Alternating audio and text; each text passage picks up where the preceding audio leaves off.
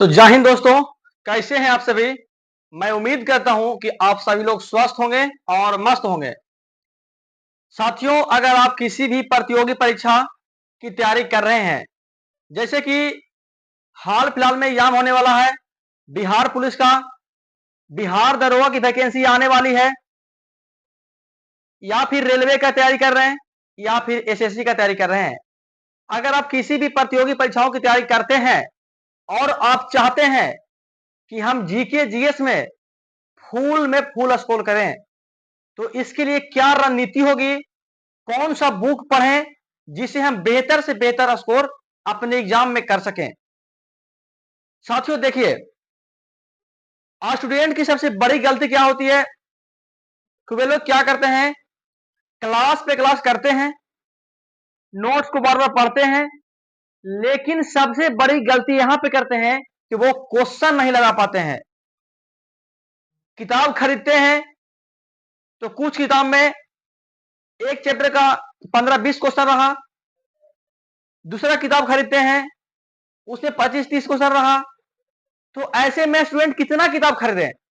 लेकिन रोशन सर, पटना वाले ज्ञान बिंदु जीएस एकेडमी डायरेक्टर हैं रोशन आनंद सर, उन्होंने स्टूडेंट को मध्य नजर रखते हुए और स्टूडेंट्स की परिस्थितियों को समझते हुए उन्होंने बेहतरीन ढंग से क्वेश्चन का जो कलेक्शन किए हैं, अल्टीमेट है, सुपर है। अगर आप देख रहे हैं मेरे पास ज्ञान बिंदु जीएस एकेडमी प्राचीन भारतीय इतिहास यानी एंशियंट हिस्ट्री का ऑब्जेक्टिव क्वेश्चन का सीरीज है। इसमें जितना भी एंशियंट हिस्ट्री यानी प्राचीन भारत का चैप्टर है, उन सारे चैप्टर्स की बात करें तो अगर किसी भी चैप्टर की बात करें तो उसमें 100 क्वेश्चन से कम है ही नहीं। सोचिए कि जैन धर्म छोटा टॉपिक है, लेकिन इससे भी 200 क्वेश्चन दिया गया है। आइए आपको दिखाने का प्रयास करते हैं। देखिए दोस्तों, अब मैक्सिमम स्टूडेंट्स कमेंट करेंगे कि आप प्रचार करते हैं। देखिए, प्रचार की बात नहीं है, जो अच्छा है उसे अच्छा कहनी चाहिए, जो बुरा है उन्हें बुरा बोलनी चाहिए। अगर आप इस किताब को खरीदते हैं, इस नोटबुक को खरीदते हैं, तो जितने भी मार्केट में बुक उपलब्ध हैं, सारे बुक में जितने भी क्वेश्चंस हैं, उन सारे क्वेश्चन का कलेक्शन इस बुक से बाहर कुछ भी नहीं रहेगा। इस बात को आप लोग ध्यान रखिएगा। देखिए, बात करते हैं हम। देखिए, अगर हम बात करें तो एंशियंट हिस्ट्री यानी प्राचीन भारत के अंदर इतना टॉपिक है।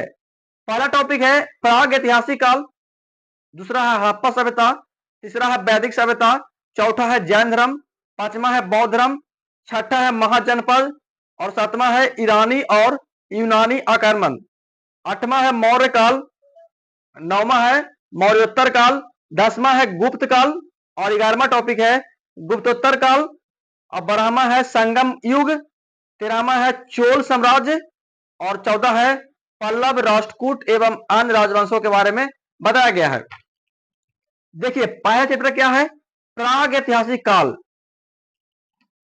देखिए, प्राग ऐतिहासिक काल से संबंधित क्वेश्चंस हैं, और सबसे बड़ी अच्छी बात इसमें यह है कि जो यहां पे क्वेश्चंस हैं और इस क्वेश्चन का आंसर इसके जस्ट नीचे दिए गए हैं। इससे क्या होगा कि क्वेश्चंस में जो एरर होते हैं आंसर के अंदर, वो एरर यहां पे खत्म हो जाएगी। यानी कि ये जो बुक है एरर फ्री बुक है। देखिए, इस फ्रंट पे 16 क्वेश्चन है और 16 क्वेश्चन का आंसर जस्ट नीचे दिया गया है, जिससे कि आप लोग खुद से सेट मार सके, एनालिसिस कर सके कि हाँ, मैंने 16 क्वेश्चन बनाया, तो इस 16 क्वेश्चन में हमसे कितना सही हुआ, कितना गलत हुआ, आप चेक कर सकते हैं। देखिए, प्राग ऐतिहासिक काल का क्वेश्चन है, कितना क्वेश्चन है मेरे भाई, 56, 91। यानी बताइए, प्राग ऐतिहासिक काल से 91 क्वेश्चन यानी 91 क्वेश्चन हैं। आप बताइए क्या है, एक भी क्वेश्चन छूटेगा? नहीं छूटेगा दोस्तों। आइए दिखाते हैं आपको हड़प्पा सभ्यता के बारे में। देखिए, यहां पे है हड़प्पा सभ्यता यानी इंडस वैली सिविलाइजेशन से संबंधित कितने क्वेश्चंस हैं। देखिए, दिखाते हैं आप लोग यहां पे।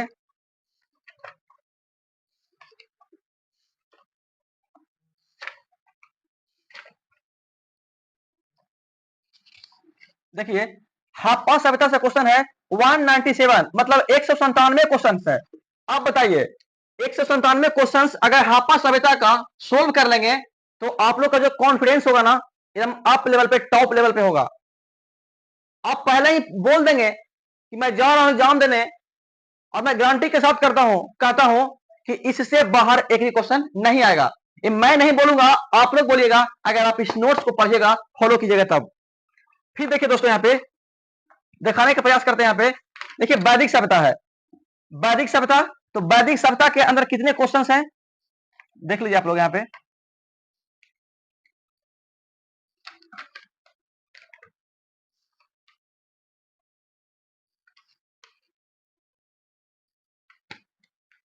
बताइए वैदिक सभ्यता का क्वेश्चन है 294, 294 क्वेश्चन, यानी लगभग 300 क्वेश्चन है। आप बताइए वैदिक सभ्यता के बारे में अगर हम 300 क्वेश्चन को डिस्कस कर लेंगे, क्वेश्चन छूट जाएगा?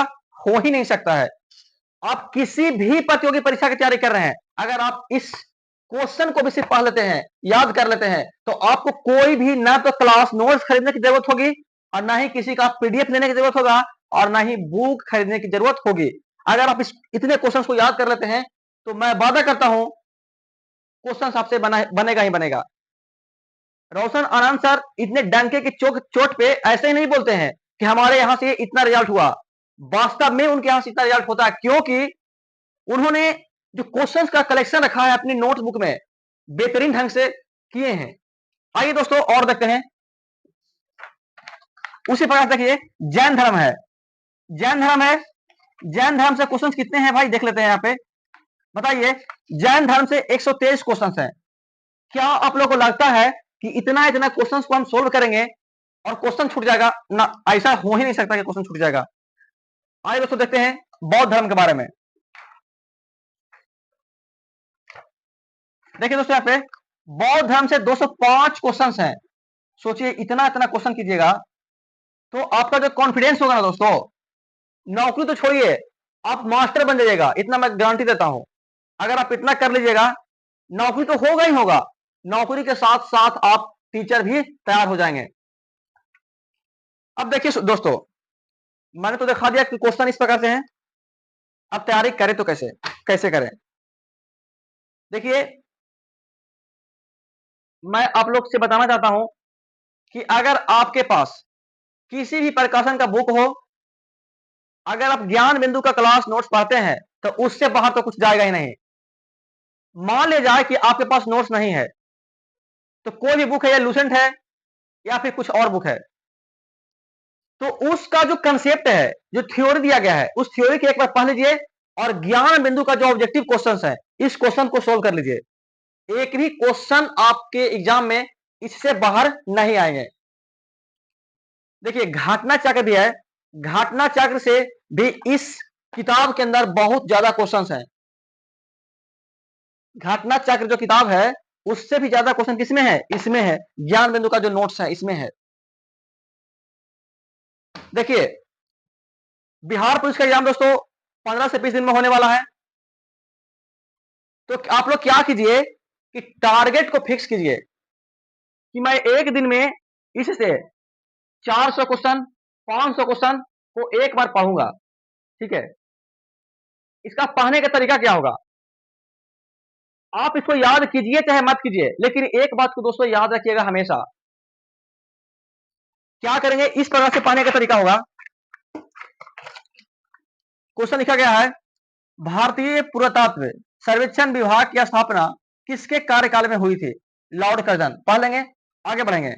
1863 में रॉबर्ट ब्रूस फूट को हस्त हस्त कुठार मिला था। कहां से मिला था? तो पलवरम जो तमिलनाडु में है वहां से मिला था। कौन एक प्रसिद्ध पुरातत्वविद था? ऑप्शन नंबर ए में है R E Mortimer wheeler, John Marshall, H D Sankalia, इनमें से सभी, इनमें से सभी बोलेंगे। इस प्रकार से पढ़ते जाएंगे। और दोस्तों एक काम तब तक करते रहना है जब तक आपका परीक्षा खत्म ना हो जाए, यानी कि रेगुलर पढ़ना है, एकदम पढ़ते जाना है, डेली पढ़ना है। ठीक है, मैं वादा करता हूं आप लोग से कि याद हो ही जाएगा। वीडियो कैसा लगा दोस्तों एक बार कमेंट करके जरूर बताइएगा। और थैंक यू सो मच, क्योंकि आप लोगों ने जो ज्ञान बिंदु का जो क्वेश्चन बैंक है, उस क्वेश्चन बैंक का मैंने रिव्यू दिया था। उस वीडियो में आप लोगों ने इतना भर भर का प्यार दिया कि जो मेरा माइंड है, जो मेरा दिल है, गदगद हो गया था, संतुष्ट हो गया था। मैं बहुत ही खुश था। उस वीडियो को जो व्यू था और रेटिंग था देखकर बहुत मैंने खुश हुआ। तो मिलता हूं आपसे अगले वीडियो में, और पिछले वीडियो की तरह आप लोग इस वीडियो पे भी भर भर का प्यार दीजिए। मिलते हैं आपसे अगले वीडियो में, तब तक के लिए जय हिंद, जय भारत दोस्तों।